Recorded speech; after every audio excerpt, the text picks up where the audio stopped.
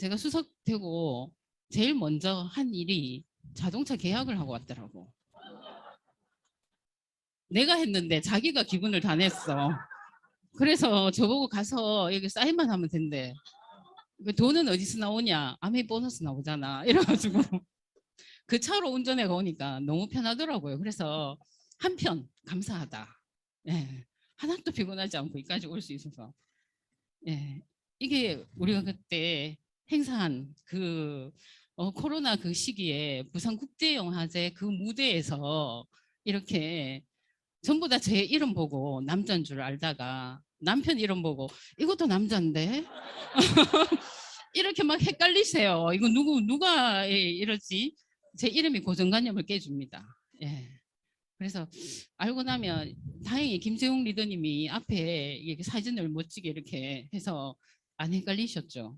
여자구나. 이렇게 다른 데 가면 당연히 남자분인 줄 알고 이러시는 분들이 꽤 많아요. 그래서 너무 감사하다. 미리 그렇게 광고를 해주셔서. 그리고 또 뭐 이쪽이 그렇게 이쁘게 탁 만들어 주셔가지고 제가 깜짝 놀랐어요. 그거 딱 보는 순간 이쪽 팀은 잘 될 수밖에 없다. 예. 아 진짜. 이병환 리더님을 비롯해서 제가 그 강의도 열심히 몰래 많이 듣고 있거든요. 그 에너지 받고 싶을 때. 예, 그 강의 들으면서 제가 막 에너지 얻고 막 사업하면서 많이 힘을 냈는데, 그 동영상이 아마 있을 건데, 예, 이 모습인데.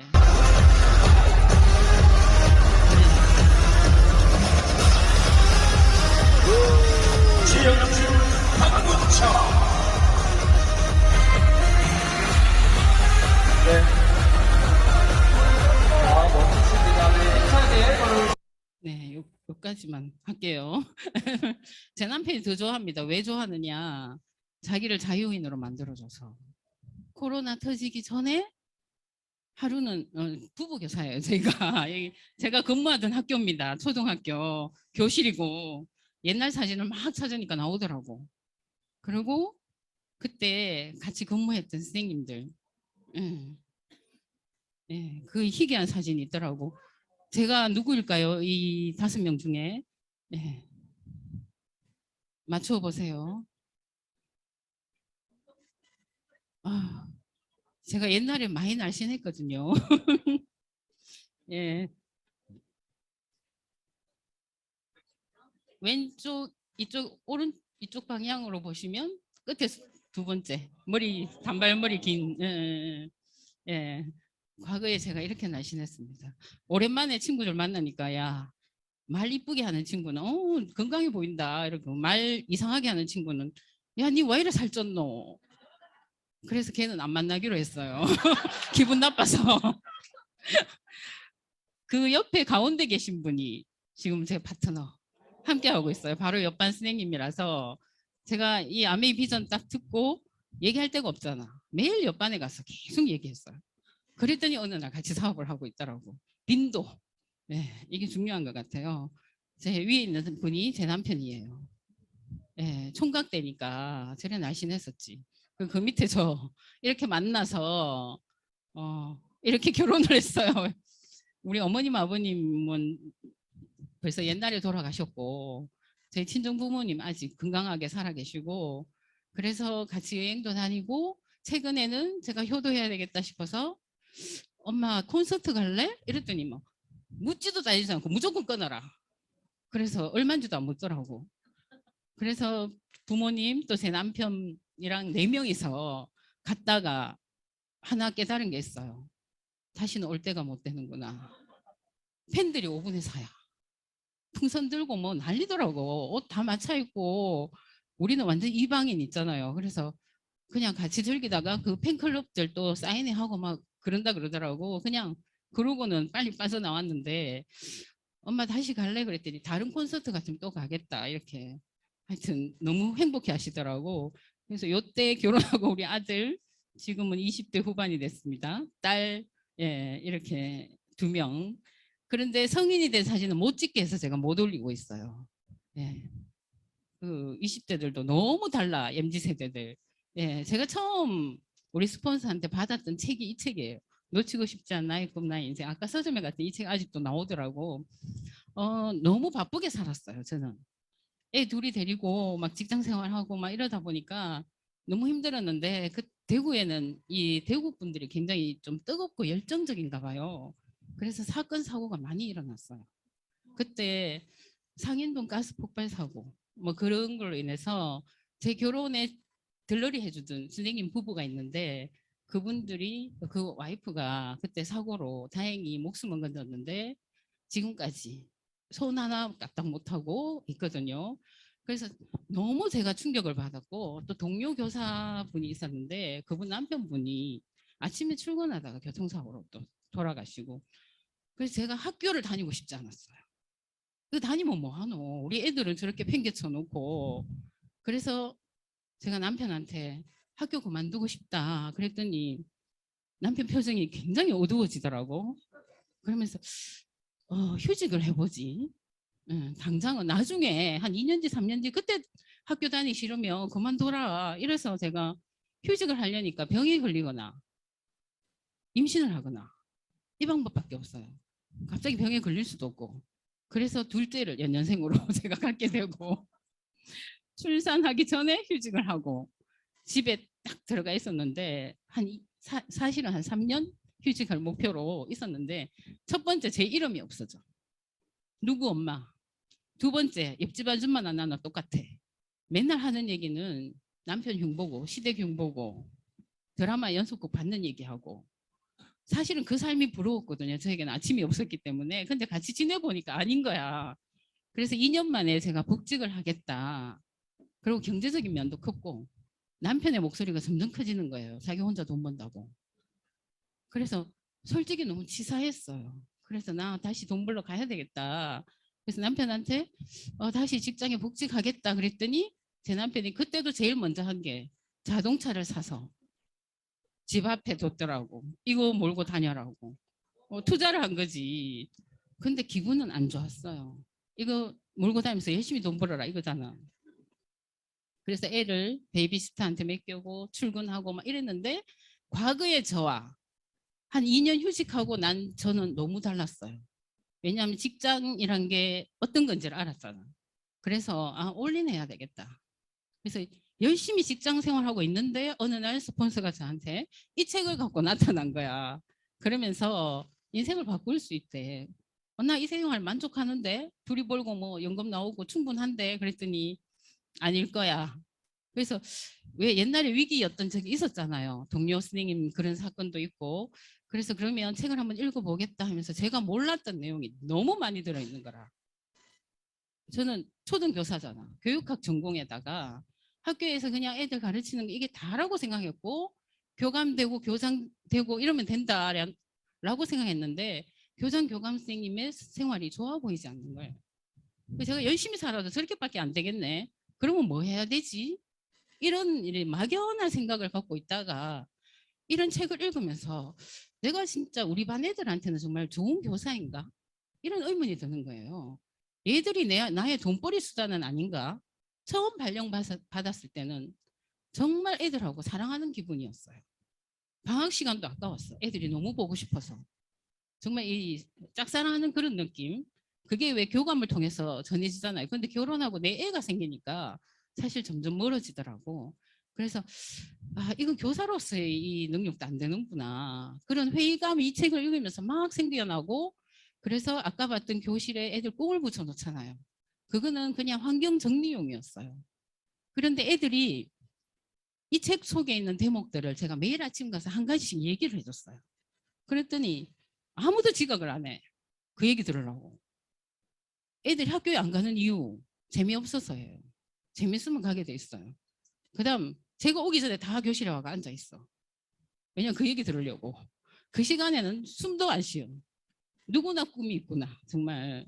어느 날 우리 반에 한 명이 저한테 찾아와서 선생님 저 꿈이 있어요 그러더라고. 무슨 꿈인데 가수가 되고 싶다고. 여자인데 걔가 다른 남자애들한테 그 얘기를 했대요. 그러니까 네 외모를 봐라. 삐쩍 말라가 얼굴은 그래가지고 무슨 집안 형편도 어려운데 막 이렇게 얘기하더래. 꿈만 있으면 얼마든지 이룰 수 있다고. 나도 모르게 그런 얘기를 하고 있는 교사가 되고 있는 거예요. 그래서 제가 이거 안 알아볼 이유가 없겠다. 그래서 대학원 가는 것보다 대학원 가서 승진하려면 연구 점수 1점 이렇거든요. 그 점수를 모아야 돼. 3년 내내 공부해도.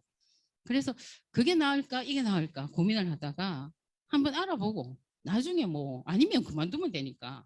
그래서 퇴근 시간 이후에 이 장소에 갔어요. 그래서 제 혼자 가려니까 조금 억울해서 남편 보고 같이 가자. 자기가 운전 좀 해줘. 이래가 남편하고 같이 앉았어요. 저는 장거리 좀 1시간 이상 출퇴근을 했기 때문에 그 장소에 딱 앉으니까 너무 피곤한 거야. 그래서 1시간 내내 잤어요. 열심히 고개를 끄덕이면서. 제 남편은 무슨 얘기 하나 싶어서 노트에다 적었대.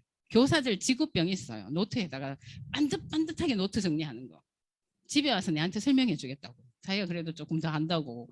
그걸 열심히 노트 정리하면서 듣더니 꿈을 막 적기 시작하는 거예요. 노트에다가. 시골에 있는 자기 집 앞에 땅을 다 사겠다. 뭐 이런 꿈을 막 적고 몇 년 뒤에 교사를 그만두겠다. 뭐 빌딩을 사겠다. 뭐 이런 꿈을 줬더니 우리 한번 해보자. 한번 알아보자. 그래서 시작했어요. 그러면서 이, 이 속에 보면 가장 위대한 발견은 마음가짐을 바꾸는 것으로 자신의 인생을 바꿀 수가 있다. 그전에 저는 직장인이었어요. 그런데 할 수 있다라는 마음이 들었잖아요. 다른 일, 완전히 다른 일이잖아. 그래서 한번 해보기로 마음을 먹었고 이 책 속의 그런 내용들을 애들한테 얘기해 주면서 나도 모르게 내 생각이 바뀌는 걸 제가 느꼈어요. 생각이 바뀌니까 안 하면 나만 손해다. 그런 마음이 들었고 그러면 뭘 해야 될까 그 생각을 또 하게 됐고 그 이후에 권해주는 책이 이 부자 아빠 가난한 아빠. 이 시대에 이 책이 굉장히 인기를 끌었거든요. 이 속에 들어와 있는 내용들이 이 직업 사분면 저는 이 사분면이었잖아요. 그야말로 노동 수입.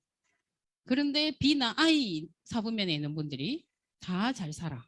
부의 90% 이상을 다 지고 있잖아요. 우리 열심히 일해봐도 B나 S 사분면의 사람들은 10% 정도 수입밖에 안 갖고 있다라는 거지. 그 현실을 제가 깨닫기 시작했어요. 그러면 나는 어떻게 해야 되냐? 이 속에서 내 생각을 바꾸고 노력해서 B나 I로 사분면을 바꾸는 수밖에 없다. 그러면서 여기 우리 부모들이 말하잖아요. 저도 이 말에 속아서 저희 부모님도 공부 열심히 하고 좋은 직장에 좋은 대학 들어가서 좋은 직장에 들어가면 된다. 그러면 인생이 잘 살 수 있다. 성공이 보장된다. 그렇게 생각했는데 결혼하고 보니까 현실은 결코 만만치 않고 같이 벌어도 맨날 제자리 걸음이고 애들 둘 태어나니까 애들 양육비로 한 명의 월급이 다 나가고 여기서 제가 벗어날 수가 없겠다. 정말 다람쥐 쳇바퀴 돌듯이 계속 돌겠다. 그 생각이 들어서 그러면 어차피 하는 거 열심히 해보자. 그 생각을 또 하게 됐어요. 아까 왜 그 안부장님이 뭐 강도라고 예, 또 Y가 있어야 된다고 내가 왜 하는가 그걸 생각해 봤어요. 저희 어머님이 빨리 돌아가시고 아버님이 거의 어머님 돌아가신 이후에 13년 뒤에 돌아가시면서 제일 불행한 사람이 어떤 분인가 얼마 전에 오종남 교수님도 강의 와서 그런 얘기를 하더라고. 1번이 청년 출세 너무 빨리 출세하는 거. 두 번째 중년의 상처 특히 남자분들 와이프한테 잘해주세요. 오래 살려놔야 돼. 예, 행복하게 살려면.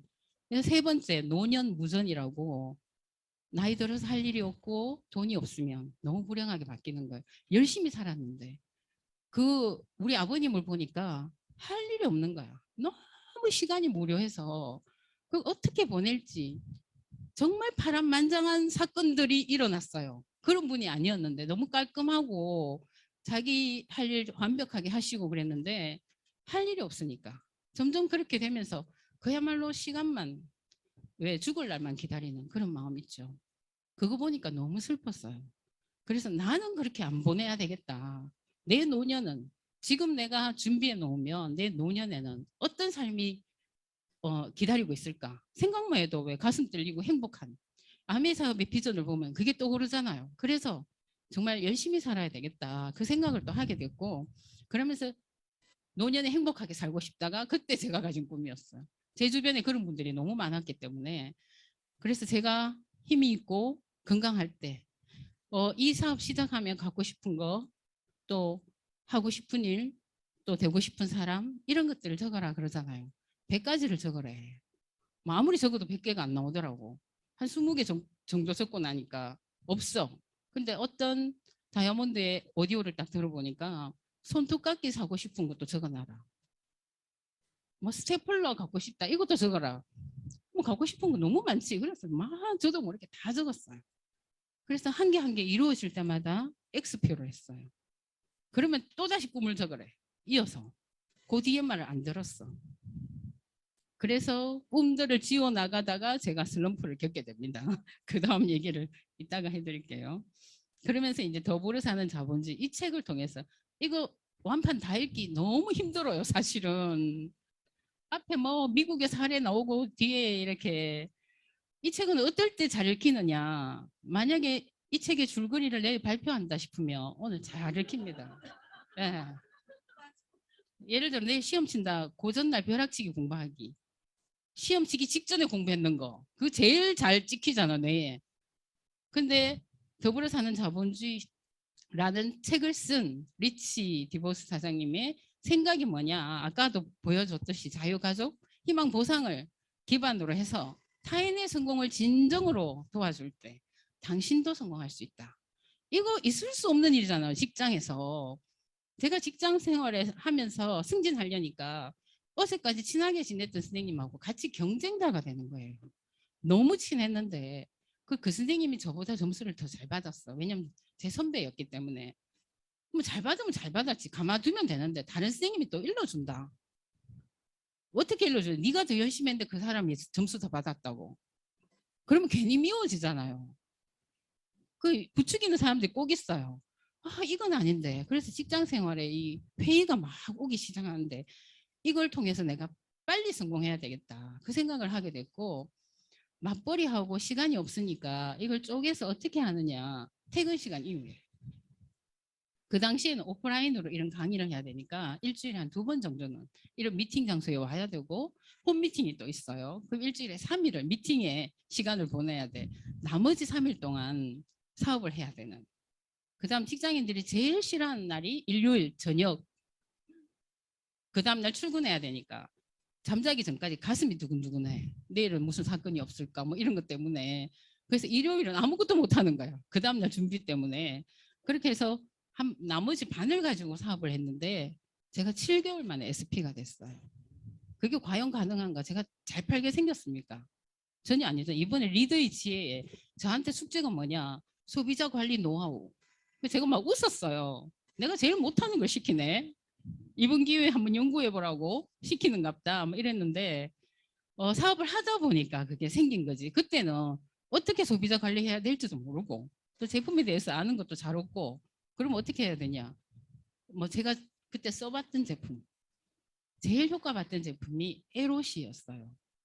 에로시를 왜 효과 봤냐. 저 근래도 잘 안 빨고 살았거든. 일주일에 한 번 청소하고 날 잡아서 그랬는데 바쁘다는 핑계로 우리 딸이 이 특허권 내고 이런 얘기 좀 하라 그러던데 얘가 어릴 때니까 욕심이 너무 많아서 껌을 씹었는데 한 통을 다 씹었어. 저는 몰랐어요. 그걸 다 씹고 잤어. 이게 흘러내리잖아. 아침에 일어났는데 머리카락이랑 껌이랑 베개랑 붙어가지고 애가 방에서 나오는데 머리가 있다만 한 거야. 너무 놀랐어요. 그 베개가 그 강철 껌에 의해서 분리가 안 되는 거라. 아침에 출근은 해야 되고 이를 어떡하지? 우리 그럴 때 생각나는 사람이 스폰서한테 전화했어. 이거 애 껌이 머리카락 다 붙어가 베개에 들러붙었는데 어떡하지? 그러니까 바리깡으로 밀어야 되나? 이랬더니 여자인데 에로시 한 발라봐 이러더라고.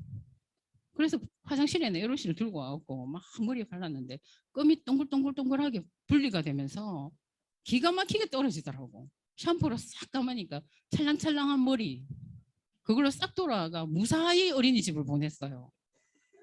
너무 감사하지 않나? 저 에로시 끌어안고 출근했다니까 아침에. 왜 에로시를 끌어안고 갔을까? 교실 바닥에 붙어있는 껌들. 그걸 떼야 되겠다 이 생각이 든 거라. 눈에 가시였어요. 앞에 수업하고 있으면 바닥에 다 보이거든. 특히 남자애들 장난치느라고 여자애들 의자 뒤에다가 탁 붙여놓으면 앉잖아요. 일어서면서 옷에 의자에 다 붙어있고 그러면 막 선생님 누가 뭐 어째서 도망가고 잡으러 가고 난리잖아. 그런 경험 없으신가요? 머리카락에도 붙여놓고 그래 가위로 잘라준 적도 있고 막 그러니까 이 에롯이 이게 모든 걸 해결하겠다. 제가 들고 가서 애들이 집에 갈 때까지만 기다렸어. 가고 난 다음에 교실 바닥에 다 발랐어요. 희한하게 너무 잘 떨어지는 거라. 그랬더니 옆반 선생님 지나가다가 뭐해요? 이러는 거야. 껌 떼고 있다고.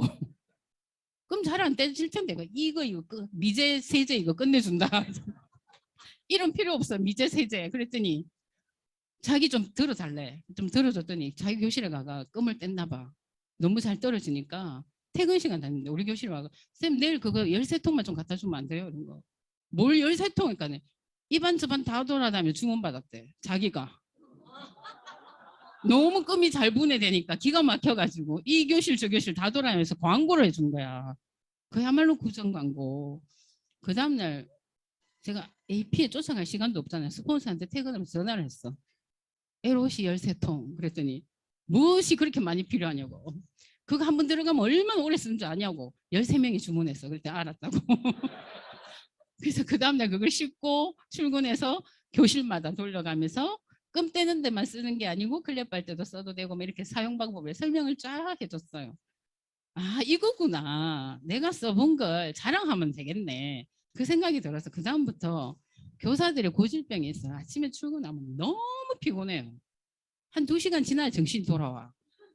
그래서 그때 정신 돌아올 때까지 뭘 하느냐. 원비디, 바카스 이런 걸 먹고 간을 마취시켜요. 그런 줄도 모르고 마셨거든. 그러면 정신이 좀 바짝 들고 커피 먹고 이래서 2교시 끝날 때까지만 기다리는 거라 그때 내가 그거 먹으려고. 그런데 그게 안 좋다는 걸 여기서 공부를 통해서 알게 됐잖아. 사명감에 불타서 이 선생님들한테 원비디와 바카스를 끊게 만들어야 되겠다. 그래서 제가 뭐가 제일 좋으냐 그랬더니 더블엑스가 제일 좋대. 그래서 그 식품을 먹고 설사가 나서 너무 힘들었어요. 그래서 스폰서한테 대반 전화했지. 나 설사 나 너무 힘들다. 그랬더니 영양 상태가 너무 안 좋아서 고영양이 들어가니까 몸이 감당을 못한대. 그래서 그럼 어떻게 하는데? 줄여서 먹어봐. 줄여서 먹었는데도 안 되더라고. 나한테 너무 과한가 봐. 그랬더니 이스트비를 보내줬어요. 이걸 한번 먹어봐. 이스트비 먹고 마약 들었는 줄 알았어요.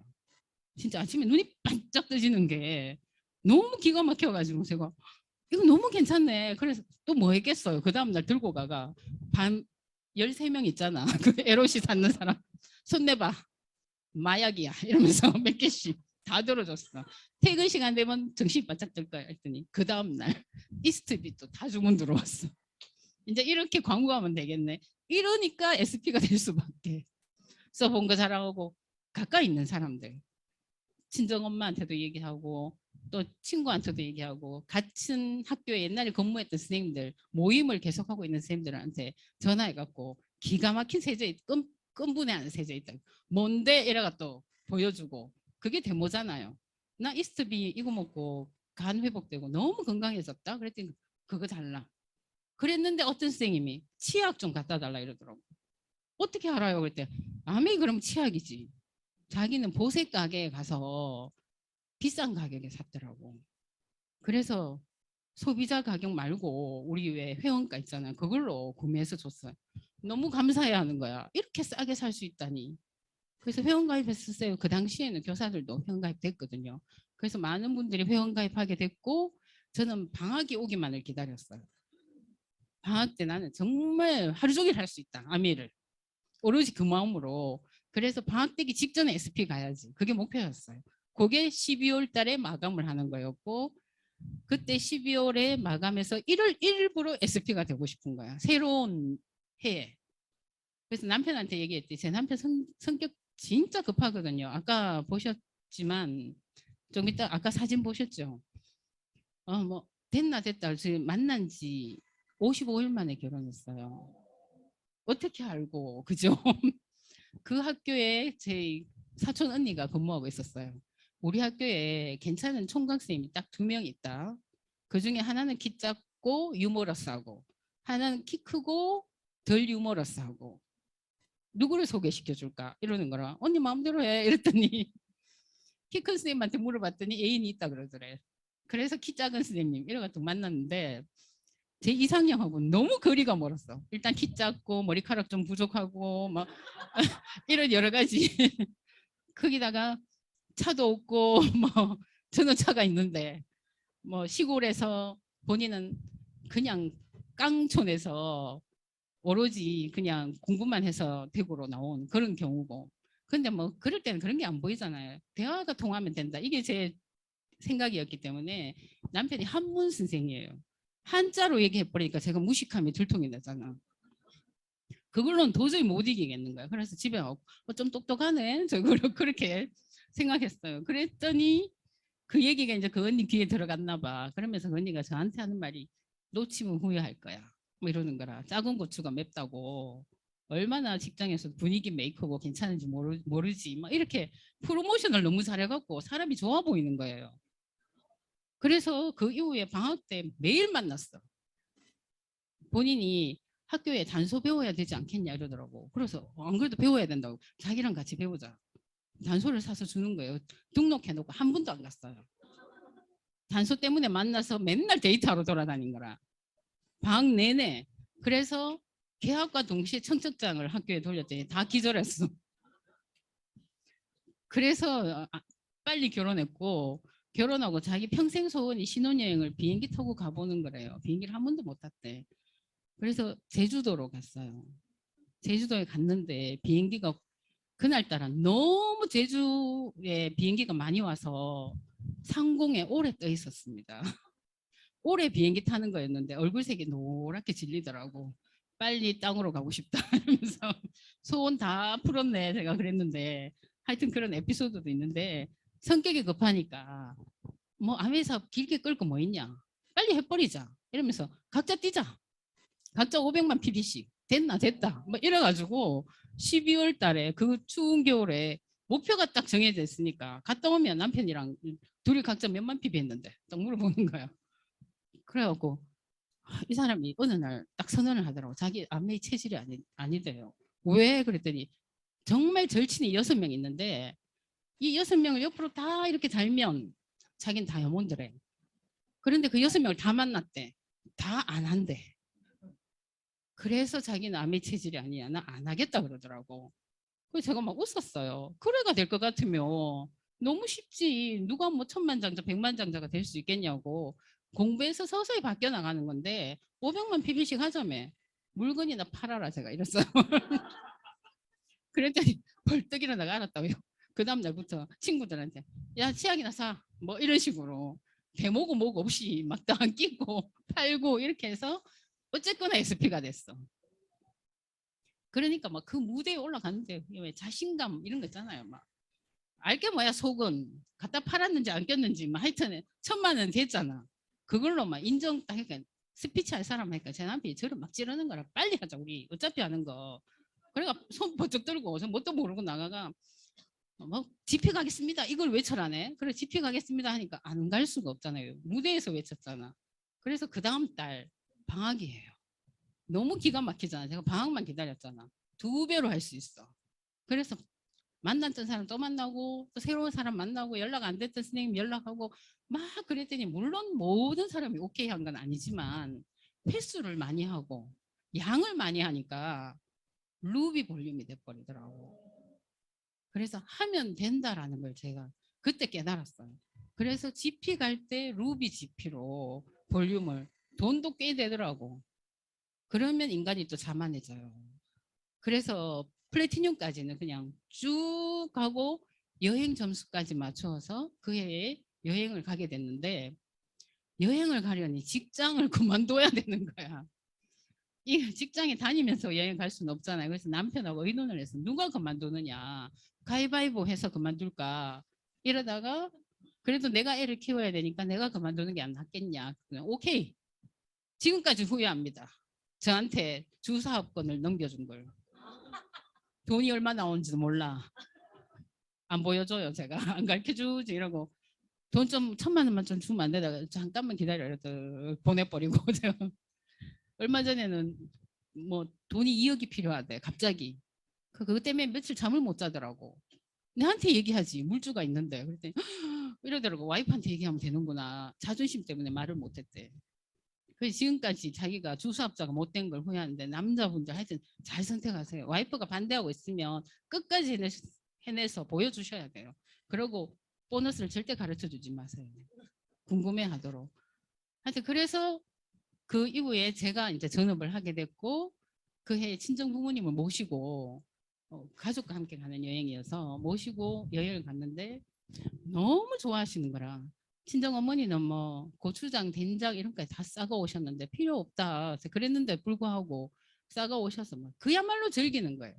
그래서 그때 그 우리 팀들 여러 팀이 갔었는데 바다에서 거의 다 부모님을 모시고 오셨어요. 그래서 바다에 어르신들이 다 앉아가 우리 아들은 은행 지점장이었는데 우리 딸은 교사였는데 뭐 이런 얘기하면서 아메이 덕분에 우리가 처음에 반대했는데 이 장소에 와서 우리가 이 시간을 보내고 있다고 어른들이 너무 행복해 하시는 걸 보고 진짜 감동이었고 마지막 날 그 본사에서 우리를 위해서 파티를 열어주는 걸 보고 제가 눈물이 막 나더라고. 이런 여행을 평생 와야 되겠다. 막 이런 마음을 갖게 됐고 그래서 진짜 파트너랑 같이 와야 되겠다. 도와줘서 같이 와야 되겠다. 그걸 또다시 느끼게 해주는 그런 여행이었고 그 이후에도 많은 여행을 다녔어요. 근데 첫 번째 여행은 그 평생 잊지 못할 그 여행이었고 이 책의 14장에 보면 스스로 도울 수 없는 사람을 도와야 된다. 이게 제가 이해가 안 됐어요. 처음에. 가만히 앉아서 노는 사람을 왜 도와? 뭐 이런 마음이었는데 이 사업을 진행해 나가면 나갈수록 이 말의 의미를 이해하겠고 하고 싶어도 못하는 사람 있잖아요. 상황이 안 되어서도 할 수 없는 사람들. 그런 사람들에게 내가 정말 마음을 베풀어라. 돈도 베풀 수도 있지. 그런데 어떤 사장님, 크라운의 무슨 사장님이 무슨 얘기를 하냐면은 자기 파트너가 사장님 나는 베풀 게 없어요. 돈이 없어서. 그랬더니 따뜻한 미소를 보낼 수 있잖아. 그 다음 칭찬에 말을 할 수 있잖아. 맞네. 제가 그게 버쩍 들더라고. 아, 그런 걸 베풀면 되겠다. 그러면서 우리가 항상 긍정적이게 만들잖아요. 이 속에 있으면. 그러면 긍정적인 힘이 생기게 할 수 있어요. 그분을 통해서, 나를 통해서. 제가 요즘 그걸 굉장히 많이 느끼고 있고 어느 순간에 코로나가 지나면서 지금 제 주변에 있는 사람들을 싹 돌아보니까 소비자들이 다 바뀌어 버렸어요. 그리고 사람들 생각이 완전히 긍정적인 사람으로 다 바뀌었어요. 왜 바뀌었을까? 가만 생각해 보니까 제가 바뀌었더라고. 내가 바뀌어야 되더라고. 전 직장에 아마 계속 있었으면 굉장히 부정적인 사람이에요. 왜냐하면 애들 야단쳐야 되고 바르게 키워야 되니까 교사들 잔소리 말도 못 하잖아요. 그게 집에 오면 우리 애한테 그대로. 정말 너무 감사한 게 그때 우리 애들이 어릴 때 제가 아메를 받았기 때문에 공부에 대해서 한 번도 잔소리를 한 적이 없고 뭐 이렇게 해야 된다 저렇게 해야 된다. 제 남편은 제가 왜 그렇게 하는지 답답해 죽겠대. 근데 스스로 이겨낼 수 있잖아. 그렇게 해서 우리 딸이 지금도 제가 제일 존경하는 사람 엄마. 왜? 잔소리 안 하니까. 그런데 지금 하는 말이 엄마가 시키면 거절할 수 없어. 왜냐? 몸으로 보여줬기 때문에. 그렇게 열심히 진행하다가 한 4년 만에 제가 다이아몬드가 됐어요. 굉장히 빨리 됐죠. 전업을 하다 보니까 했던 걸 또 하고 제 마음은 뭐였냐 하면은 지금 생각해보니 그렇게 빨리 다이아몬드가 된 가장 큰 이유는 이게 제 직업이라고 생각했고 제 일이라고 생각했기 때문에 직장을 그만뒀잖아요. 그러니까 결과를 보여줘야 돼. 직장을 그만둘 때 친했던 후배 남자 선생님이 비웃으면서 그랬어요. 아멘인지 뭔지 그거 한다고 학교를 그만둬? 이러면서. 그래서 제가 속으로 너를 반드시 후원하겠다. 걔를 후원했습니다. 그래서 하다가 중지했지만 후원하면서 내가 이럴 줄 알았다. 말은 함부로 하는 게 아니다. 제가 그걸 또 그렇게 그 다이아몬드 된 이후에 경제 위기가 오고 막 그런 어려움들이 막 물려오더라고요. 생각지도 못한 일이었어. 그거는 예상도 못한 일이었는데 그걸 내가 회피해버릴까? 이겨낼까? 그 갈등. 그 슬럼프 시기를 겪으면서 제 위에 있는 스폰서 업라인들이 다 사라졌어요. 정말 조용히 어느 날 돌아보니까 없더라고. 또 뒤돌아보니까 파트너 딸랑 3명 남았더라고. 그 많던 그룹이. 위에 업라인이신 한창호 리더님, 정진순 리더님, 이명신 리더님 이 세 분만 남아있고 중간에 그 당시에 대구에 19조의 다이아몬드가 나왔거든요. 3명만 남았어요. 그래서 야, 이거 여기서 버텨내는 사람이 이기는 거다. 그 생각이 갑자기 들었어요. 경쟁자가 갑자기 확 사라져. 아, 그러면 이건 기회다. 나에게는 기회일 수밖에 없다. 그럼 내가 뭘 할까? 그걸 고민하기 시작했어요. 뭘 해야지 이걸 벗어날 수 있을까? 가만히 있으면 안 되잖아. 제가 제일 못하는 게 뭐냐? 요리였어요. 요리. 요리를 해보자. 제일 못하는 걸 도전해보자.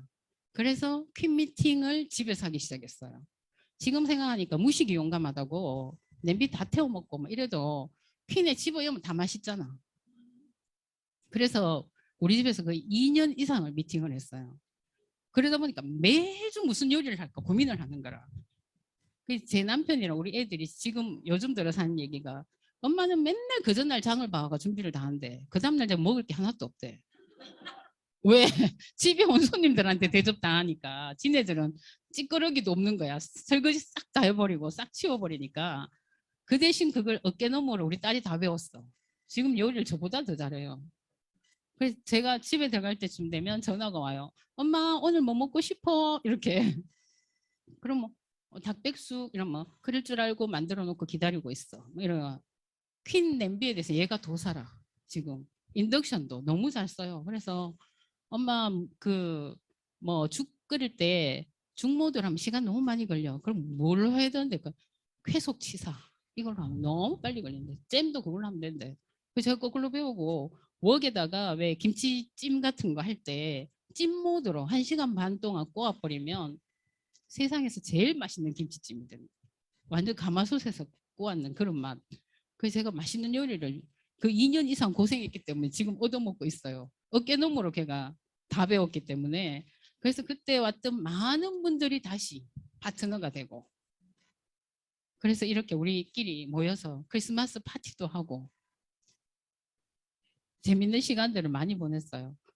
이 책은 그 이후에 제가 어떤 분을 후원하게 되면서 만났는데 뭐 요리만 해가 될 일은 아니잖아요. 저한테 뭐가 부족할까 해보니까 쇼더 플랜 이걸 좀 해야 되겠다 그 생각이 들어서 제가 명단을 막 적고 그 명단에 따라서 쇼더 플랜을 하고 다니다가 부산에 사업하고 있는 분을 후원하기 시작했어요. 그분을 만나러 계속 가면서 그분이 소개해 준 분이 이 책을 저한테 권하는 거라. 그분이 여행사 사장님이셨는데 여자분, 여자 CEO였는데 이 책에 이런 주제들이 있어요. 그 뭐 100번 적고 100번 기록하고 상상하면 이루어진다. 꿈이. 그 얘기를 하면서 자기가 100번을 적었대. 아메이 하는 분도 아닌데. 야, 이거 힌트다. 나도 한 100번 적어봐야 되겠다. 그 생각을 하게 됐고 그때 하와이 여행이 잡혀 있었어요. 너무 제가 직접 찍은 사진이에요. 너 와이키키 해변에서 혼자 갔기 때문에 너무 괴로운 거야. 진짜 여행이. 저한테는 고문이었어요. 안 가고 싶었어. 그런데 나 하와이 여행 가서 이 책을 다 읽고 오겠다라는 마음으로 책을 들고 갔어. 그 책을 갖고 갔는데 제가 하나 관광한 게 스폰서가 있었어. 그걸 잊어먹었던 거예요. 스폰서가 저를 가만두지 않는 거예요. 외로울까 봐 매일 저녁 12시까지 사람을 잡아놓는 거예요. 나 이거 책 읽어야 되는데.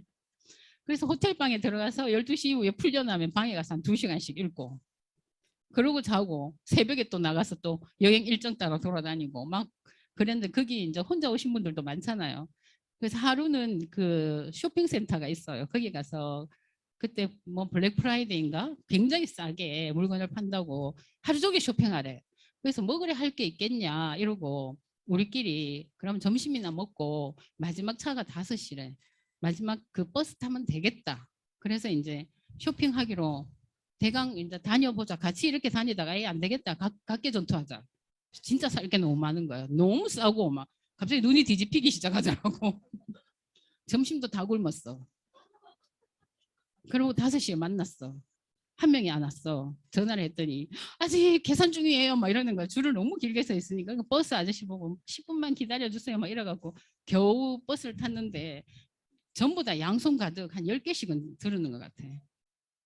그래봤자 얼마 안 해요. 진짜 싸니까 뭐 귀금속 코너 가갖고도 막 싹쓸이 해고 오고 그래서 버스를 타고 전부 자기 꺼내 샀는 걸 자랑하잖아요. 여자들이. 남자들이 이해 못할 거예요.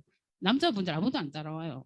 그래서 막 꺼내놓고 자랑하는데 한 분이 큰일 났다 이러더라고. 왜? 물건 두고 온 줄 알고. 애들 것도 다 샀고 자기 것도 다 샀는데 남편 것만 빠졌대. 남자들의 존재가 그래요. 그래서 이를 어떡하지 막 그러더라고. 그리고 우리 전부 다 해결책을 했잖아. 저 공항에 가면 면세점 있다. 팬티 한 장 사갖고 가면 된다고. 그랬더니 아 맞네. 그래가지고 무사히 통과 이랬는데 그 시간들을 보내고 제가 계속 화두로 붙잡고 있었던 게 100일간 100번 기록하자. 내 꿈을. 그 다음 두 번째로 쇼드 플랜 100번 하자. 100자라는 숫자가 저한테 팍 꼽혔어요. 그래서 하와이에서 한국까지 오는 비행기 안에서 이 책을 맞아 읽고 꿈을 적었어요. 거기서. 내가 100일 동안 100번 적을 꿈을 적다 보니까 짧게 적어야 되겠더라고. 이거 100번 적으려고 그러니까. 그래서 25자 이내로 딱 적어서 집에 와서 그 다음날 아침부터 새벽에 눈 뜨자마자 노트에 옆에서 제 남편이 딱 지켜보니 미쳤는 줄 알았대요. 왜냐? 너무 몰입해서 100번 다 채워야 되니까. 그래서 제가 그 당시에 강의장에 가잖아요. 강의장에 가서 앉아서 막 적고 있는데 옆에 누가 또 적고 있는 거라. 손재모 사장님이. 왜? 그랬더니 자기도 적는데 아 통하는구나 이러고 쇼트 플랜 자기는 100번 한대. 나도 해야지. 이러면서 같이 옆에 앉아 있으니까 서로 경쟁이 막 되면서 제대로 해야 되겠다. 쇼트 플랜을 건성으로 해서는 안 되겠다. 아까 강도 그 얘기가 있었잖아요. 그래서 쇼트 플랜 잘 하시는 리더분이 있었어요. 본인이 그 쇼트 플랜을 자기 팀에 너무 복제를 잘 시키고 있다 그래서 제가 그 관심이 있으면요 그런 소리가 들려요. 갑자기 정신 번쩍 드는 게 쫓아갔어. 사장님 나 부탁 하나만 할게. 그랬더니 뭔데 이러더라고. 내가 소비자라고 생각하고 오늘 처음 만난 소비자라고 생각. 내한테 쇼트 플랜 좀 해봐 달라고. 내가 제대로 하고 있는지 어떤지 너무 궁금해서 그렇다니까 안 해줄 법 하잖아요. 해줄게요 이러는 거라. 그래서 구석으로 끌고 들어갔어. 제가 다른 방으로. 내가 이거 녹음 좀 해도 되겠냐고. 그랬더니 녹음하라고. 핸드폰 켜놓고 자기가 노트에 막 적어가면서 제가 반응을 계속 하니까 신이 났어. 막 하더라고. 그걸 녹음을 다 해왔어요. 옆에서 막 떠들고 하는 잡음이 다 들어갔지만 집에 가갖고 글자로 다 옮겨 적었어요. 적으니까 시간이 얼마나 걸리는지 들을 때는 별거 아닌데 토시 하나 안 빠지고 다 옮겨 적고 그걸 내 말로 다시 연습하고 우리 딸 보고 앉아. 너는 지금부터 소비자야. 엄마가 니한테 사업 설명을 한다. 이해가 되는지 안 되는지 한번 들어봐줘. 그랬더니 얘가 막 웃으면서 해봐. 깐깐한 소비자야 나는. 이러면서 그 대신 중간에 치고 들어오기 없기 끝까지 내 말이 잘리면 내 기억력에 문제가 생길 수도 있기 때문에 그랬더니 알았어. 끝까지 다 듣더니 그래 얘기하면 이해는 되겠네 이러더라고. 오케이 된 거잖아요. 그래서 녹음을 해서 우리 파트너들한테 다 날렸어요. 똑같이 해도 좋고 바꾸어도 좋으나 열정을 넣어라. 이렇게 해서 각자 쇼트 플랜 하자. 물론 했는 분도 있고 안 했는 분도 있겠죠. 따라 하신 분은 성공하고 억지로 말을 끌고 물을 먹일 수는 없어요. 본인이 필요하면 먹는 거지. 그 필요한 거는 뭐냐? 와인 거지. 내가 이 사업을 왜 하느냐? 고생을 해봐야 알잖아요. 저 직장 생활할 때 지금 생각하니까 다시는 안 돌아가고 싶어요. 왜냐? 우리 학교가 교육부 시범학교였어요. 그래서 맨날 시범 수업을 해야 돼. 그것도 임신해서 막달까지. 제가 수학 시범을 했거든요. 우리 애가 태어나자마자 숫자를 다 알더라고. 야, 이거 정말 잠재 능력, 이거 진짜 무시무시한 일이구나. 그렇다고 지금 수학을 잘해요. 그렇진 않아요. 산수만 했기 때문에. 그래서 그 계속 집중하고 몰입하는 그 힘이 너무 무섭구나. 그 중에는 결과를 이루신 분들도 있습니다. 그분도 생각이 똑같았기 때문에. 이거는 그 이후에 삿포로로 여행 갔어. 아까 안철우 부장님 삿포로 너무 좋다고. 저도 애들 데리고도 삿포로 여행도 갔었고 커서도 갔고 이 일본 여행을 몇 번 하다 보니까 우리 딸이 꿈이 생긴 거야. 엄마 나 일본 유학하고 싶어 그러더라고. 그래라 이랬어요. 그 말 한마디 때문에 일본어 선생님을 구해갖고 돈을 내달래. 엄마가 오케이 했기 때문에. 그래서 지는 다른 과목은 공부 안 하겠대. 일본 유학 갈 거니까. 그 선생님하고 1대1로 공부하면서 학교에 야자를 할 필요가 없잖아.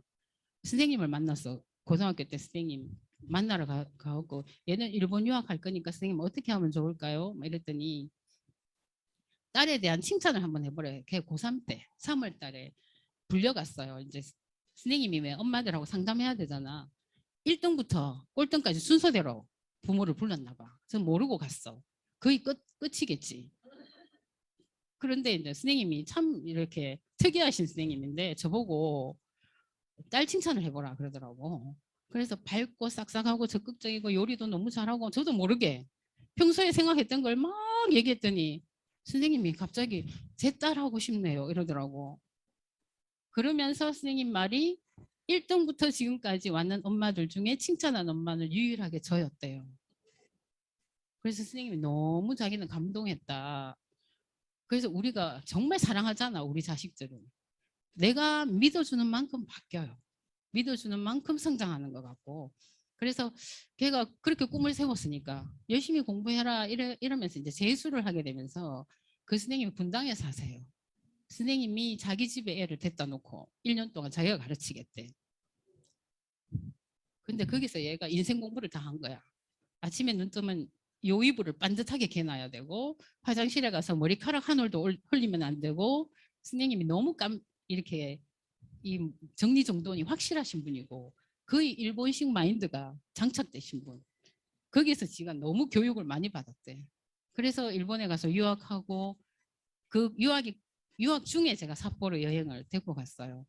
지는 너무 행복한 거지. 뭐 프리토킹이 되니까 이 뭐 목에 기부스가 돼가 있잖아. 어깨에 힘이 쫙 올라가 날 따라 뭐 이러면서 모르는 동네에 데리고 가자니 우동집 이런 거 있잖아요. 다 지가 소개해가 지가 주문해가 너무 맛있는 거야 진짜. 그래서 요새도 노래해요. 다시 가고 싶다. 다행히 또 삿포로 여행이 잡혔잖아요. 엄마 나 좀 데리고 가줘 나 좀 이러더라고. 네가 사업해서 가면 안 될까? 조금 멀었대 아직은. 그래서 좀 기다려 달라. 그래서 이 눈 오는 도시를 가서 여기 하얀 옷 입은 애가 우리 딸이에요. 지 얼굴 나왔는지 알면 저를 잡아먹을 거야 아마. 제가 몰래 이렇게 이 우동집 앞에서 찍은 거예요. 그 이후에 파트너들하고 이렇게 파티도 가고 다양한 경험들을 그 이후에 하고 있어요. 이때는 우시, 중국 우시 농장 거기도 갔었고 그 직전에 제 남편이 사표를 냈어요. 하루는 학교 갔다 오더니 너무 다니기 싫대. 뭐해? 그랬더니 나 여행 가고 싶어서 못 가겠대. 교사들 여행 못 가요. 왜냐면 그거 출입국 거기에 다 기록이 되기 때문에 사업도 못하게 하던데 그래서 저 혼자 여행 다녔잖아. 너무 미안한 거라. 그래 사표 내라 그랬더니 세상에 6개월만 더 있으면 막 아주 뭐 최고의 훈장이 나오고 연금도 만땅으로 나오는데 사표 내고 왔더라고. 그거 필요 없다고 자기는 우시 가고 두바이 가고 싶다고. 그래 우시 가서 저 한창호 사장님 뒤에 만세 부르고 있는 사람 얼마나 행복하면 저런 거 있겠어요. 버스 안에서 혼자 마이크 들고 막 중국 역사 뭐 다 얘기하고 한문 전공이라 그랬잖아. 신이 나서 막 그 3박 4일을 막 자기 혼자 여행 온 사람 같아. 네. 정말 안 데리고 갔으면 큰일 날 뻔했어. 그리고 두바이 가는 비행기 안에서 조아가 손 들고 있잖아요 지금. 행복해서. 혼자 여행 간 줄 알겠어. 골프 치고 자기는 이 골프장을 평생 잊지 못하겠대. 그리고 우리 팀들이랑 같이 사진 찍고 막 이렇게 흰 옷을 맞춰 입고 가자 그랬는데 정말 사진 찍으니까 너무 그전에는 우리가 흰 거 없는데 또 인터넷 쇼핑해가 또 사고 막 이랬어요. 근데 같이 맞춰 입고 나니까 너무 좋은 거야. 그리고 두바이의 이 대표 상징 버스 타고 가면서 찍은 거예요. 여기 그때 BTS 그 음악 밤에 뮤직쇼 할 때 딱 나오더라고. 그것도 보고 이 파트너랑 여기 가서 내년에 나는 수석, 자기는 다이아몬드 되겠다. 이렇게 우리가 결심을 하고 왔고 1년 동안 정말 이런 위기가 올 줄은 정말 몰랐어요. 상상도 못했어. 이게 왔잖아. 코로나라는 게. 특히 대구를 강타했어요. 그게 그렇게 무섭게 시작될 줄은 몰랐어. 갑자기 그 당시에 뭐 대구에 어떤 종교 집단에서 퍼지기 시작해서 뭐 2,000명이 넘어가고 하니까 ABC 센터가 문을 닫았어요. 출입을 금해 못 오게 하더라고. 나중에 ABC 지점장님 만나보니까 그 종교를 가지신 분이 왔다 갔다 그러더라고. 그런 것 때문에 문을 닫지 않을 수가 없었다. 그래서 문 닫고 우리는 꼼짝도 못했어. 전쟁인 줄 알았어요. 집 밖에도 못 나가고. 그래서 제가 할 수 있는 게 뭘까? 갑자기 이 멘붕이 타 와서 나 수석 가야 되는데 파트너 다이아몬드 가야 되는데 이걸 어떡하지? 막 궁리를 했어요. 궁리를 하다 보니까 전화라도 돌리자. 우리가 할 수 있는 건 이것밖에 없다. 안부 전화. 그때 이 마스크 산다고 줄 서가고 난리고 막 마스크 때문에 하루에 갑자기 회원이 200명씩 늘고 그 마스크 사겠다고 그 사람들 다 날아가고 없잖아요. 회원가입 그렇게 쉽게 할 것 같으면 그지 얼마나 이 사업이 쉬워요. 그렇게 많은 사람들이 막 줄을 서고 난리가 났는데 그때 미팅은 어떻게 하지? ABC가 문을 닫았으니까 어디서 만나지? 막 그랬더니 다행히 우리 파트너분들이 아이디어를 제공해갖고 리더님 이거 줌 미팅 하면 됩니다. 괜찮네. 그래서 집에 앉아서 그때부터 미팅을 하기 시작했고 소비자는 어떻게 만나지? 1대1로 만나면 됩니다. 그래서 1대1로 만나려니까 그때 다행히 본사에서 우리한테 선물을 줬어요. 대구 경북 지역에 계신 분들 너무 고생했다고 마스크랑 뭐 여러 가지 샘플을 포장을 이쁘게 해서 집으로 선물이 왔는데 그거 받고 진짜 울었어요. 너무 감사하더라고. 그때 뉴스에는 대구 봉쇄 이런 말이 나와서 정말 분노가 막 생기던데 본사에서는 우리를 버리지 않는구나. 한국 아메는 우리를 버리지 않는구나. 이 생각이 들어서 내가 정말 선택을 잘했다. 그 선물을 그러면 어떻게 하겠어요? 소비자들, 우리 파트너들한테 얘기해갖고 전부 소비자 명단을 다 짜서 포장을 다 했어요. 그분들한테 택배를 보내거나 집 앞에 걸어두거나 얼굴은 못 봐도 선물이라도 주자. 편지 한 장씩 다 적어서. 그랬더니 바로는 돌아오지 않아요. 시간이 지나면서 그때 너무 감사했다. 마스크를 넣어갖고 같이 보냈거든. 우리 집안에 어차피 있는 거 마스크 못 끼잖아. 다 돌리자. 이거 베푸는 거 아니겠냐. 더불어 사는 자본주의 아니겠냐. 이 기회에 실천하지. 잘 될 때 하는 거는 누구나 할 수 있다. 안 될 때 해보자. 그렇게 해서 그걸 오히려 기회로 만들었어요. 더 긴밀하게 파트너들하고 소통이 되더라고. 멀리 있는 파트너들 줌에 다 넣으면 되니까. 오히려 더 자주 만나고 더 많은 미팅을 할 수 있었고 그러면서 그 덕분에 그 당시에 우리 그룹에서 제주도 여행을 보내주는 프로모션을 걸었어요. 우리 이거 한번 가보자 그랬는데 많이 모여서 행사를 못하니까 팀별로 각자 움직이자 해서 파트너들이랑 차를 그 카니발 빌려가지고 차를 몰고 다니면서 이렇게 여행을 다녔는데 그중에 제일 까만색 옷 입은 키 큰 남자분 계시죠. 운전을 너무 잘하는 거야. 제가 제 남편 운전만 보다가 운전이라 이렇게 하는 거구나. 그걸 안심이 되는 거예요. 너무 잘해갖고 내가 이분이 제주도를 평생 처음 여행 오셨대요. 자기 너무 행복하다 그러면서 운전을 왜 이렇게 잘해요? 그랬더니 꿈이 카레 있어였대요. 그러면 그렇지. 여기서 꿈을 이루세요. 그랬어. 그랬더니 정말 막 누비고 다녔어. 너무 신나게 여행을 보내고 그 이후에 이 마음을 유지시켜 나가려니까 내가 어떻게 해야 될까? 옛날에 읽었던 책, 이 성취심리 이 책은 지금 절판됐어요. 그래서 중고를 샀습니다. 중고가 더 비싸요. 이 책을 사서 엄청 두껍습니다. 이 책 읽으려면 진짜 힘들어요. 여기에 마음은 의식하고 잠재의식 같이 합친 거다. 그런데 잠재의식이 거의 90%가 넘잖아요. 이게 결국은 나를 변화시킨다. 우리가 무슨 목표를 정했어. 그럼 나는 그게 되겠다. 예를 들어 지중해 크루즈를 가겠다. 수행의 법칙이라고. 내가 크루즈 간다라고 일단 나한테 허락을 했어요. 그럼 두 번째, 크루즈만 눈에 보이는 거야. 집중의 법칙이라고. 어떻게 하면 크루즈 될까? 그 당시 저는 EDC 가는 게 목표였잖아요.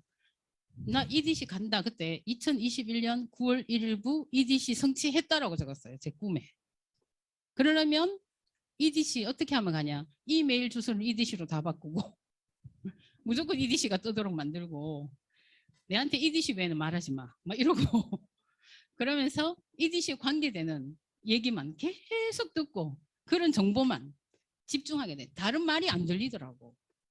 그래서 어느 순간에 제가 집안일을 하나도 안 하고 있는 거예요. 남편이 다 하고 있어. 왜냐하면 본인이 퇴직했잖아. 서포트 해줘. 제가 그랬어요. 그랬더니 해도 너무한 거 아닌가 이러더라고. 그럼 나가서 사업해. 제가 그랬더니 사업해갖고 며칠 전에 연락이 당했나 봐. 친구한테 정신교육 1시간 듣고 왔다 그러더라고. 그래서 쉽지 않아 이러더라고. 6% 마인드로 가니까 그렇지. 그럼 어떻게 해야 되는데 열심히 저는 그래 네 말 맞다 이거만 하고 오면 되지 싸웠지 그랬더니 싸웠대 그럴 줄 알았어 아이 멀었다 책 더 읽어 제가 그랬어요 그랬더니 아무 소리 안 해요 제가 집 밖에 나오거나 우리 딸한테 화를 다 낸대 엄마 너무 무섭다 이러면서 그다음 몰입하고 집중하니까 아무것도 안 보여 그러면 다 땡겨서요 예를 들어 내가 신발 사고 싶잖아 신발밖에 안 보여요 옷 사고 싶잖아 옷밖에 안 보여 그거 똑같은 것 같아요 그다음 대체의 법칙 내가 하나의 생각을 없애야 그다음 생각이 들어온대요 그래서 목표를 성취하고 난 다음에 그다음 목표를 또 집어넣으면 돼요 대체할 수가 없어요 그래서 나는 반드시 해내야 됐어 이 책을 계속 읽으면서 나를 다진 거예요 그러다 보니까 우리가 어떻게 해야 할까 이게 영주 부석사예요 사실은 이 절에 제가 왜 갔냐 하면은 발령 받기 전에 발령이 안 나는 거야 그래서 한 17일 3월 1일부로 발령이 나야 되는데 3월 17일부로 발령이 났어요 제가 너무 답답했는데 발령 안 난 친구들이랑 놀러 가자 이래서 영주 부석사를 간 거예요 여기 의상대사에 이렇게 지팡이 꽂아놓은 것도 있고 그 이게 뜰붙자 돌이 떴다고 실을 이렇게 지나가면 실이 걸리지 않아요 그래서 여기 가서 기도를 했어 발령 나게 해달라고 그러고 나자마자 발령이 났어요 나도 모르게 한번 그렇게 되니까 아 여기가 잘 들어주는구나 그런 마음이 생기잖아 그래서 다이아몬드 도전할 때 여기 가서 또 기도를 했어요 그랬더니 다이아몬드 됐어 수석을 목표로 했잖아 가야 되잖아 갑자기 새벽에 제가 남편을 찔렀어 빨리 영주 부석사 가자 우리 집에서 가면 2시간 정도 걸려요 그러니까 왜 그랬잖아 수석 돼야 되잖아 알았다 무조건 따라왔어 무조건 108배 해야 돼 그러니까, 다리 아픈데 이러더라고 핑계 대면 안 돼 그래서 어쩔 수 없이 땀을 먹게 흘리면서 둘 다 108배를 하고 꿈을 적었어요 거기서 외치고 예 둘이서 그리고 반지를 맞춰 꼈습니다 이 반지는 뭐냐 여자분에게는 다이아몬드 D자가 들어간 거 남자는 다이아몬드라고 글자를 써놨습니다 우리가 먼저 맞춰서 끼고 다이아몬드 될 파트너에게 이걸 선물로 주자 그렇게 해서 맞추었어요 그래서 파트너가 작년에 같이 다이아몬드가 됐습니다 네. 생각한 만큼 이루어져요 이 책은 뭐냐 당신은 다른 사람의 성공에 기여한 적이 있는가 이 마이크로소프트사에서 근무하시는 분이 이 책을 썼는데 빌 게이츠가 나가고 난 다음에 주식이 완전히 바닥을 쳤대요 성장도 안 되고 회사가 그렇게 18년 동안 헤매다가 다른 사람의 성공에 기여를 하면서 특히 직장은 그렇잖아요 서로 경쟁자잖아 고가 점수를 매길 때 이 사람의 성공에 도움을 줘야 이 사람도 같은 고가 점수를 매기게 됐대요. 그러다 보니까 다른 사람이 보이기 시작했고 같이 동반 성장하면서 마이크로소프트사가 또 올라가게 됐대요. 그 책을 읽으면서 제가 아메이의 헬핑 피플하고 똑같네. 우리 파트너가 이렇게 뉴 다이아몬드가 됐어요. 얼마나 감사한지 윈윈이 됐잖아. 사실은 이분이 다이아몬드 도전할 때 매일 토요일 저녁이면 저한테 전화가 왔어요. 그 남편분이 전화가 오는데 거의 2시간씩 통화합니다. 일주일 동안 있었던 얘기를 저한테 다 브리핑하는 거라. 저는 뭐 하냐? 잘하십니다. 역시 이것만 하면 돼. 왜냐하면 본인이 잘하고 있는지 안 하고 있는지를 확인받고 싶으니까. 그걸 너무 하니까. 그래서 이름 딱 뜨면 우리 애가 그래요. 엄마 애인 전화 왔다. 이러면서 방에 들어가세요. 조용히 들어가서 저는 2시간 내내 그것만. 그러면서 일주일에 에너지를 충전시키고 또 열심히 하고 또 열심히 하고 정말 쉽지 않은 도전이었어. 파운더스 PT에서 다이아몬드까지 바로 가버렸거든요. 가능해요. 마음만 먹으면 된다니까. 그만큼 간절하지 않았기 때문에. 지금 내년에는 파운더스 다이아몬드 수석을 그리고 크루즈 때는 파운더스 수석으로 가겠다고 목표를 다시 세워놨더라고. 지금도 저한테 상담이 들어와요. 그래서 수석 다이아몬드가 돼서 이렇게 인정을 받고 까만 옷 입으신 분이 우리 스폰서님 중간에 다 사라지고 제가 만난 분이에요. 빨간색 입으신 분이 우리 파트너 3명이 같이 이렇게 인정식 때 만났는데 저희 스폰서님은 한없이 베푸시는 분이에요. 만나면 뭐 줄 거 없나 싶어서 본인 들고 다니는 가방도 저한테 줘요. 말을 못해. 그래가 리더님 가방 이쁘네요. 어느 순간에 제 가방에 또 들어가 있는 거야. 갖고 가 이러면서. 아, 그래서 제가 마음이 찡해요. 이분한테는 그걸 배웠어요. 아, 줘야 되는구나. 돌아올 걸 생각하지 말고 주고 또 주라. 이 파트너는 전화 끝에 항상 뭐라고 얘기하죠? 스폰서님 감사합니다. 내가 감사함을 배웠어요. 말끝마다 감사하대. 내가 뭐 했다고. 그리고 말일날 어제 아래 다 마감 잘 하셨죠? 아침에 전화 와가 스폰서님 오늘 뭐 이거 뭐 있는데 그래도 어떡하겠어. 제가 어차피 마무리 잘 해야 되잖아 이랬더니 아 실컷 털어놓으니까 속이 시원해요. 감사합니다. 이러는 거라. 내가 그럴 줄 알았다. 서로 기분 좋게 괜찮아요. 그래서 너무 행복하고 감사하고 이런 친구들을 얻어서 제 남편이 나이비 넥타이 우리 스폰서한테 선물 받은 넥타이예요. 네. 누가 보면 자기 혼자 다 했는 줄 알아. 네. 우리 애들이 웃어요. 그래 스피치도 무대에 올라가 스피치를 하는데 제 남편이 울더라고. 왜 우냐 그랬더니 저는 안 울고 집에 와서 우리 애들이 분석을 해서 얘기를 해주더라고. 엄마는 그동안 해온 과정을 생각하니까 이건 울 일이 아니다. 앞으로 더 열심히 해야지 이 생각에 불타있고 아빠는 그저 좋아서 무대에 올라온 게 그저 행복해서. 그러니까 제 남편 정답 이러더라고. 함께한 파트너들 많이 참여를 못했어요. 코로나 때문에 인원수를 딱 정해놓고 요만큼만 들어와라.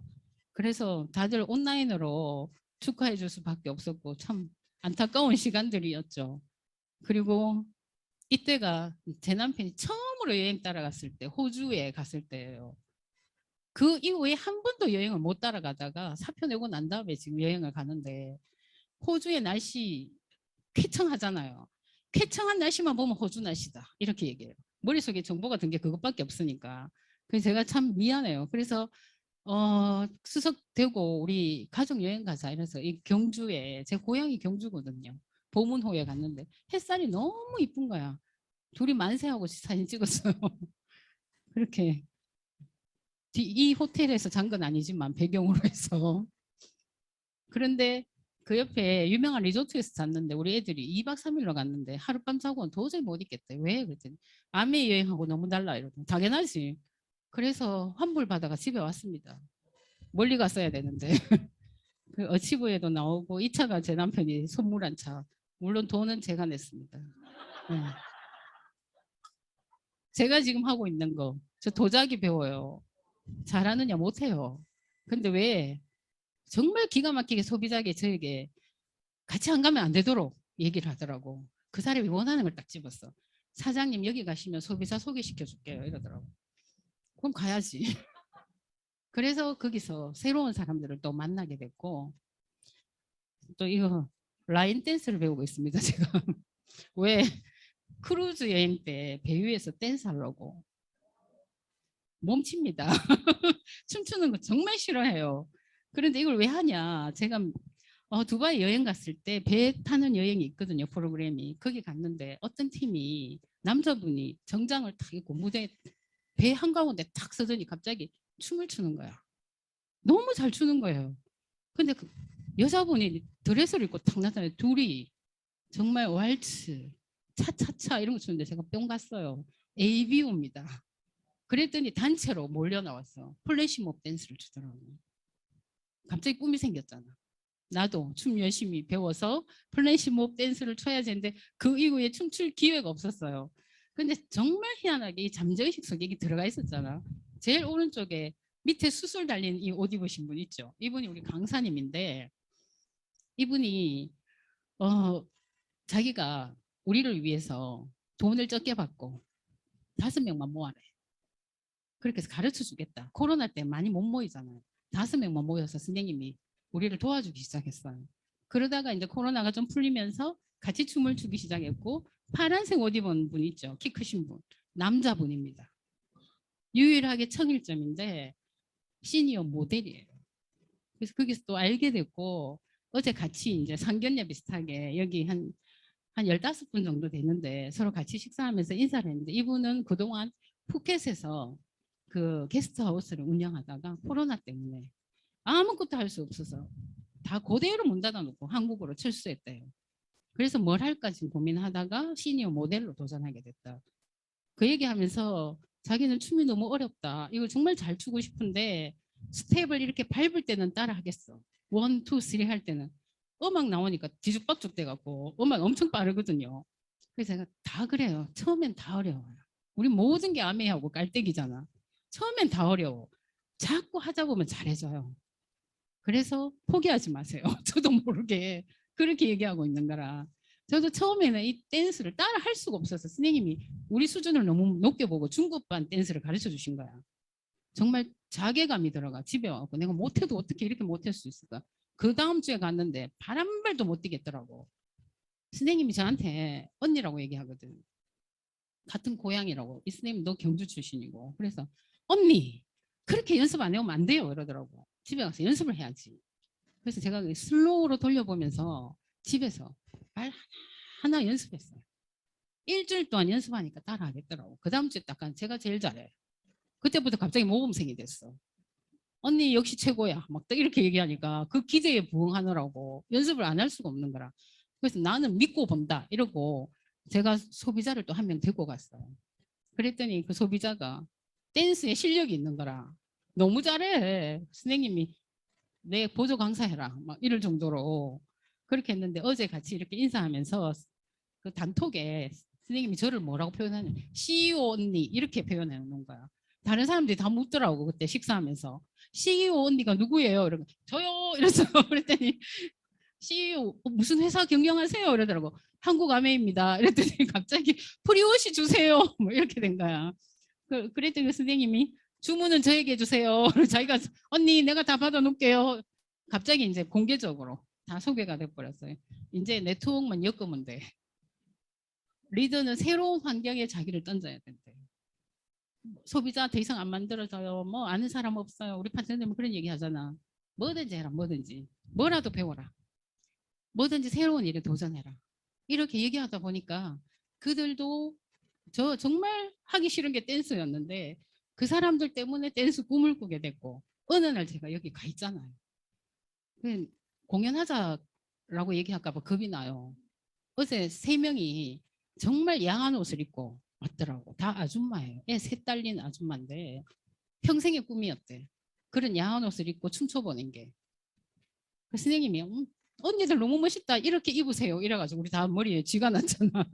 이 일을 어떻게 해? 막 이랬는데 그렇게 행동할 수 있고 꿈꿀 수 있다는 게 너무 감사하고 행복하고 새로운 친구들이 너무 많이 생겼고 이렇게 크리스마스 파티도 하고 이때 일부러 옷을 우리가 원색으로 입자 막 이래갖고 네. 그리고 이코노미스트에도 실리고 네.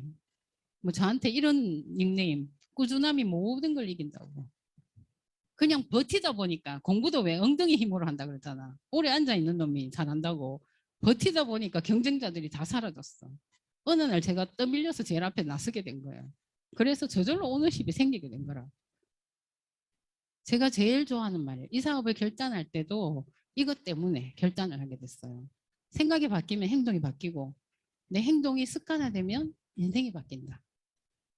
그래서 제 생각을 바꿨잖아. 이 속에서 뭘 변화시켜야 될까를 굉장히 고민하면서 그게 위기일 때 저를 변화시켜줬고 그 위기를 하나 넘어서다 보니까 인생이 바뀌었어요. 지금은 정말 제가 도자기 작품을 만들 줄. 그래서 제가 지금은 소비자들한테 우리 파트너들한테 선물한다고 도자기를 만들고 있어요. 그랬더니 우리 선생님이 저한테 좋은 꿈 꾸시네요. 막 이러면서 그 선생님 집에 아메이 제품이 박스 와. 제가 알았잖아요. 선생님 혹시 아메이 하셨어요? 그랬더니 옛날에 열심히 했대. 제품이 너무 좋아서 지금도 쓰고 있다고. 역시 다르시네요. 그랬어. 마인드가 너무 긍정적이시거든. 그래서 선생님 그럴 줄 알았다. 이렇게 마인드 긍정적인 분 아메이 한 사람 아니고는 못 만나요. 그랬더니 제가 그 선생님한테 배우면 수석 닮았는데 안 그래도 속으로 자기가 너무 축하해 줬다고. 보통 일이 아닌데 뭐 그러더라고. 도자기 배워가면서 수속했어요. 얼마든지 할 수 있고 왜냐하면 거기 만날 사람 다 제 소비자니까. 그래서 그분들이 만나면 건강 상담해주고 도자기 만들면서 뭐 그 다음 주에 제품 또 세팅해가 들고 갖다 주고 막 이렇게 하면 되니까 우리는 모든 게 사업이잖아. 끊임없이 나한테 집에 갈 때마다 할 수 있다 할 수 있다 계속 외치고 하면 된다라고 외치고 하다 보니까 뭐 이루어지더라고. 예. 제가 하고 싶은 얘기는 우린 다 잠재 능력을 가졌어요. 다 할 수 있어요. 본인이 갖고 있는 그 능력을 이 속에서 이렇게 시스템이 잘 돼 있고 이렇게 팀워크가 잘 된 팀에서 안 하면 내만 문제잖아. 내가 문제잖아. 그래서 여러분들을 그 지중해 크루즈에서 저의 댄스를 보고 싶으시면 다 오시기 바랍니다. 이상입니다.